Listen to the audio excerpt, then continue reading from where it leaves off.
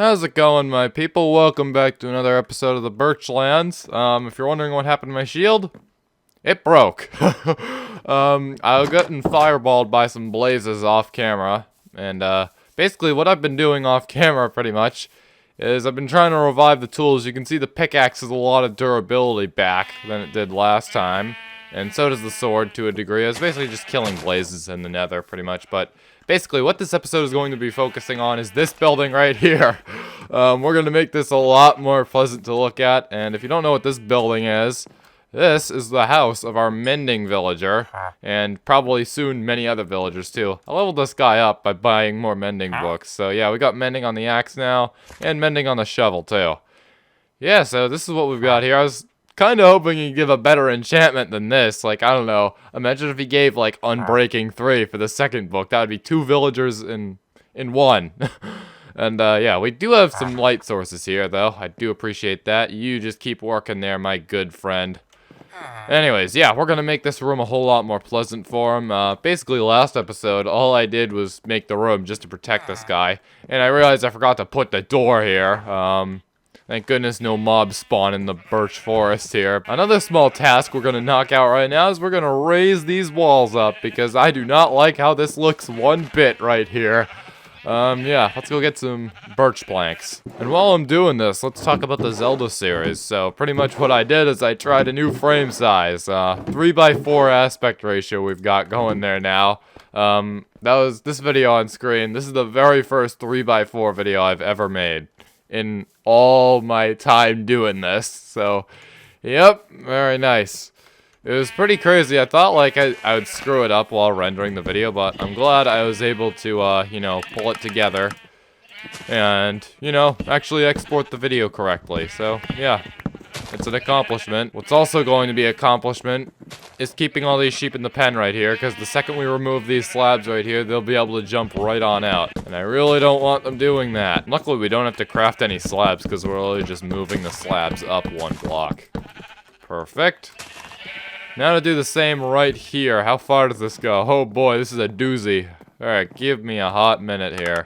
We do have 2 cows that managed to escape, but hey, I guess they'll get to be free and in the wild, for once. We'll have some more life around here that isn't villager and iron golem. Alright, and there we go, the wall's complete. Now what we're gonna do is we're gonna get an iron door. That'll probably be even simpler, to be honest. All we need is 6 iron and a couple buttons. Now, as I said in the last episode, we're gonna use stone buttons for this, because stone buttons can't be activated by arrows. And it appears I don't have any smooth stone, so we're just gonna do some cobblestone smelting for a hot minute. Alright, just crafted up the buttons. We're gonna go secure the place once and for all. And there we go, we now have a door, where if you press the button right here, it opens for a few seconds, and basically that's the only way to get in and out, is just by pressing the button. You gotta get in and get out, while the door is actually open.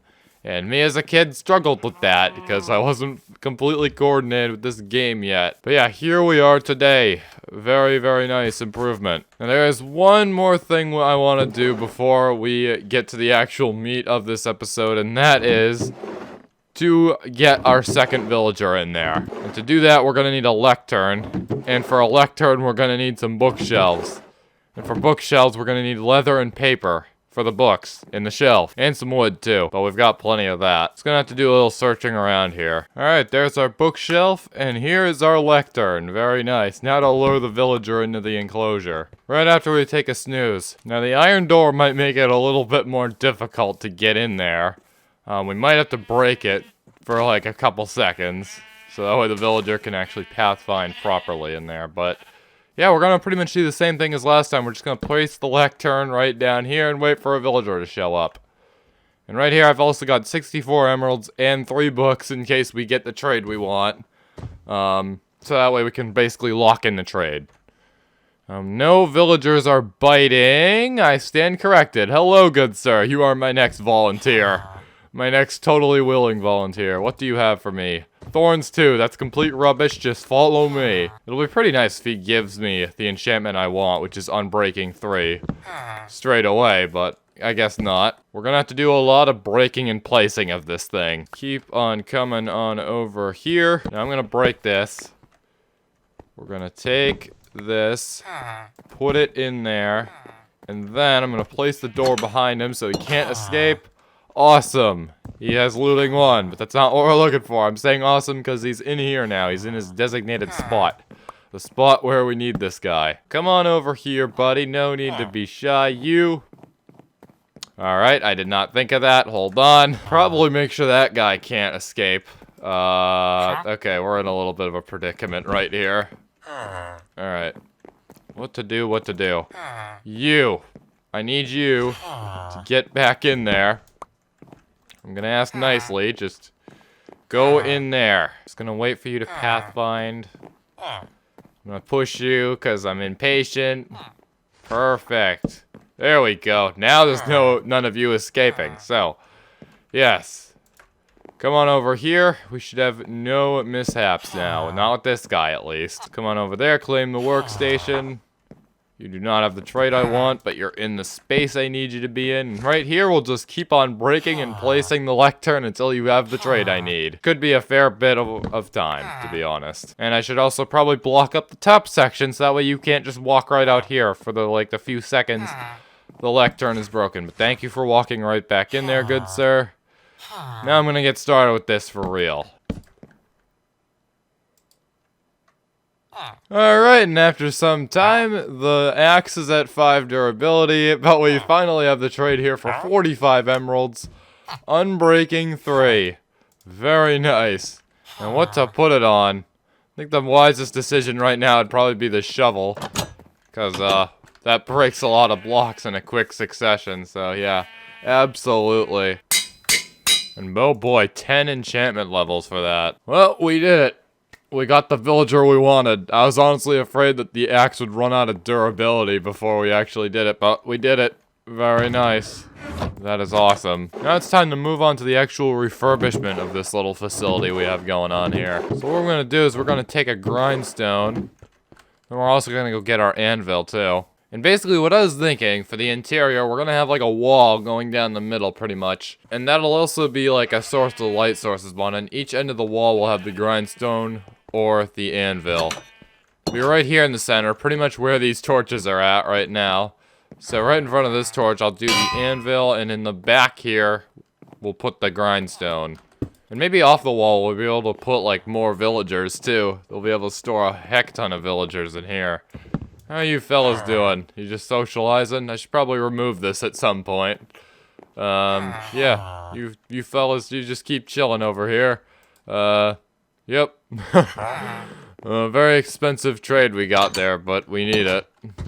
I don't feel like zombifying anyone, so yeah.